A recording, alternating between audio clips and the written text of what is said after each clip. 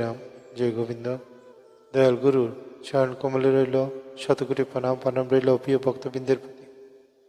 মন, অভাব ও সাধনা জীবনের তিনটি গভীর সত্য। বেদবাণী তৃতীয় খণ্ড, শ্রী শ্রীরাম ঠাকুর।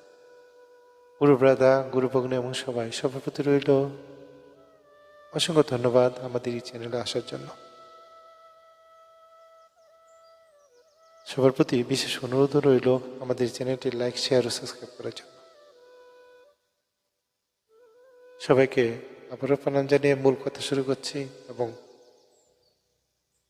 ব্যাখ্যা করার চেষ্টা করা যাচ্ছে। জয় রাম, জয় রাম, জয়। বেদবাণী তৃতীয় খণ্ডের শ্রী শ্রী রাম ঠাকুর আমাদের তিনটি মৌলিক সত্য অতি সংক্ষেপে প্রকাশ করেছেন পত্রাংশ সংখ্যা 138, 139, 140 সে লেখার মাধ্যমে। 138 বুঝান যায় মনকে, বুঝে না নিজ মন।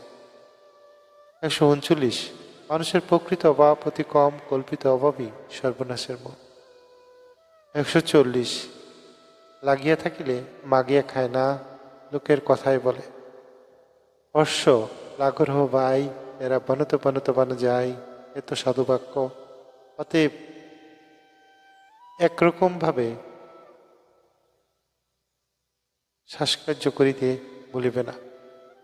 অতএব এক রকম ভাবে শ্বাসকার্য করিতে বলিবে না। এই কয়েকটি বাক্যের মধ্যে লুকিয়ে আছে মন, জীবন ও মুক্তির সম্পূর্ণ দিশা। জয় রাম, জয়। সবাইকে প্রণাম জানিয়ে মূল পত্রাংশ ব্যাখ্যা করার চেষ্টা করা যাচ্ছে ভুল ত্রুটি মার্জনী। জয় রাম, জয়। 138তম পত্রাংশে বুঝান যায় সকলকে, বুঝে না নিজ মন। এখানে মানুষের গান দেয়, উপদেশ দিয়ে তর্ক করে। মানুষ গান দেয়, উপদেশ দিয়ে তর্ক করে, কিন্তু নিজের মনকে বোঝানো যে সবচেয়ে কঠিন।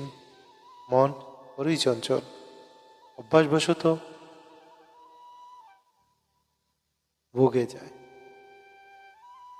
শ্রী ঠাকুর বোঝান নিজের মনকে জানা ও সামলানোই আসল সাধনা। জয় রাম, জয় গোবিন্দ। 2 কল্পিত অভাবই সর্বনাশের মূল। মানুষের প্রকৃত প্রয়োজন খুবই সামান্য, কিন্তু সমাজ, তুলনা, লোভ, অহংকার থেকে জন্ম নেয় কল্পিত অভাব। আর এই কল্পনাই মানুষকে অশান্ত, অসৎ ও দুঃখী করে তোলে। অসন্তোষই প্রথম